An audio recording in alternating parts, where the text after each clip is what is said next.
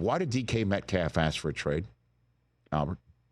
I think there are a couple things at work. Number one, like he's going into a contract year, and I think he's seen what's happened to the receiver market. And if you want to, roll the clock back 3 years when he did his extension in the first place, he signed a 3-year extension so he could get another bite of the apple.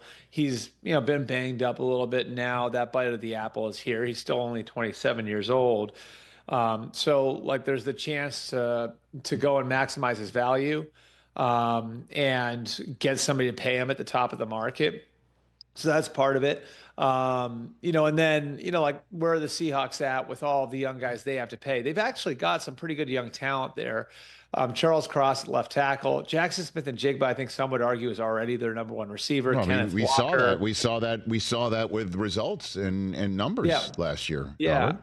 Yeah, and then Witherspoon on defense. Like they've got a lot of guys that are coming up that they're going to have to pay in the future. They've got a new offensive coordinator coming in Clint Kubiak. They're going to recommit to the running game, and so, I think there are a lot of things here you look at, like where it's like DK Metcalf he wants that bite of the apple, and he's asking kind of where do I fit into all of this, and so.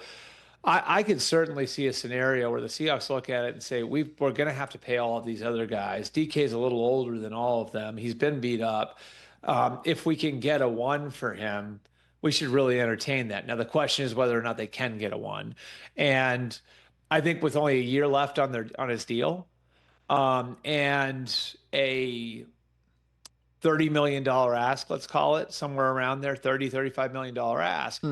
Is there a team out there that's willing to give up assets on both ends, on the cash cap side and the draft pick side, to go and do that? Would the Chargers do it? Would the Raiders do it? Would the Patriots do it? Like, I think if you're a team with a young quarterback or, a team that's, in need of a number one receiver, it could be one way to solve it. One thing that does help them as far as like potentially trading the pick, right? Or trading DK and getting maximum value for him. There's not a lot out there on the free agent market. They're all older guys, right? Like T Higgins is tagged.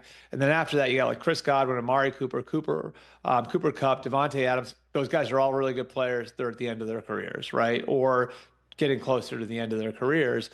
And then for the first time in like a decade? I mean, when was the last time, Rich, you do this every year. When was the last time we had a bad draft class at receiver? Catch the Rich Eisen Show live weekdays from 12 to 3 p.m. Eastern on Roku Sports Channel in the U.S.